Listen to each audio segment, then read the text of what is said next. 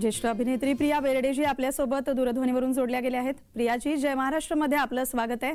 अशोक सराफ यांना महाराष्ट्र भूषण पुरस्कार जाहीर झालेला आहे। मोठी आनंदाची ही बातमी आहे। आपण त्यांच्यासोबत अनेक चित्रपटांमध्ये काम केलेलं आहे। आपली प्रतिक्रिया काय? खूप छान, मला फार फार आनंद झाला या गोष्टीने। एकतर मी अशोक मामाला फार लहानपणापासून ओळखते आहे, बघते आहे। एक अभिनेता म्हणून त्याची प्रोग्रेस बघितलेली आहे, एक माणूस म्हणून बघितलेली आहे। त्यामुळे मला माझा आनंद मी व्यक्त नाही करू शकत आहे की आज अशोक मामाला महाराष्ट्र भूषण मिळतो आणि हा एक करेक्ट माणसाला हा पुरस्कार मिळालेला आहे असं मी म्हणेन। आणि माझ्याकडून खूप खूप अशोक मामाचं अभिनंदन। आमच्या संपूर्ण बेर्डे कुटुंबियांकडून मामाला खूप खूप शुभेच्छा। अगदी प्रियाजी, अनेक चित्रपटांमध्ये आपण काम केलेलं आहे, अशोक सराफ यांनी काम केलेलं आहे। त्यांच्यासोबत काम करतानाचा तुमचा काही अनुभव कसा होता ते आम्हाला सांगा। एकतर मामाचं आणि माझं रिलेशन म्हणजे अगदीच मामा भाचीचं होतं आणि बऱ्याच वेळेला जसं मी ओरडाही खाल्लेला आहे।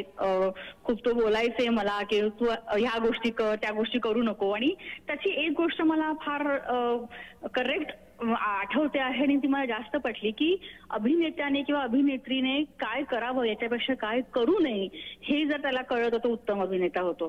त्यामुळे तो एक माझा एका प्रकारचा माझा गुरुही आहे आणि गुरुस्थानी तो माझ्यासाठी आहे आणि मला खरंच खूप आनंद होतो ह्या गोष्टीचा। प्रियाजी, त्यांच्यासोबत चित्रपट करतानाचा एखादा कुठला खास अनुभव तुम्ही सांगू शकता का? मी त्याच्याबरोबर जवळपास त्याची मुलीची भूमिका केली आहे, त्याच्या बायकोची भूमिका केली आहे, त्याच्या प्रेयसीची भूमिका केली आहे। सगळ्या प्रकारच्या भूमिका मी त्याच्याबरोबर केलेल्या आहेत।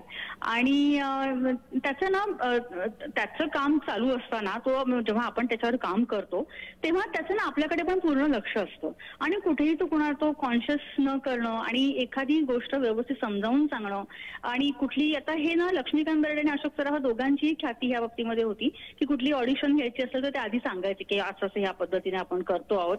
म्हणजे तिथे समोर ऑन दी स्पॉट त्या आर्टिस्टला, समोरच्या आर्टिस्टला कन्फ्यूज न करणं आणि त्यांना सांभाळून घेऊन काम करणं ही फार मोठी हतोटी ह्या लोकांमध्ये होती। आणि अशोक मामा तर खूपच सिनियर आहे, खूप अष्टपैलू आहे। त्याने फक्त कॉमेडी भूमिका केलेल्या नाहीयेत, तर त्याने खूप वेगवेगळ्या प्रकारच्या विलन असू दे, सोशल असू दे, आणखीन खूप वेगवेगळ्या प्रकारच्या भूमिका त्यांनी केलेल्या आहेत आणि नाटकामधून त्याने फार मोठी उत्तम कामं केलेली आहेत। आणि अशोक मामा म्हणजे एक स्कूल आहे, तेव्हा त्याच्याबद्दल मी पामर काय बोलणार। पण आज त्याच्या ह्या आनंदामध्ये सगळेजण आपण सहभागी व्हावं अशी माझी इच्छा आहे। सगळ्या प्रेक्षकांना पण मला असं वाटतं खूप आनंद झाला असेल या गोष्टीमुळे। अगदी प्रियाजी, आपल्या प्रतिक्रियेबद्दल तुमचे आभार।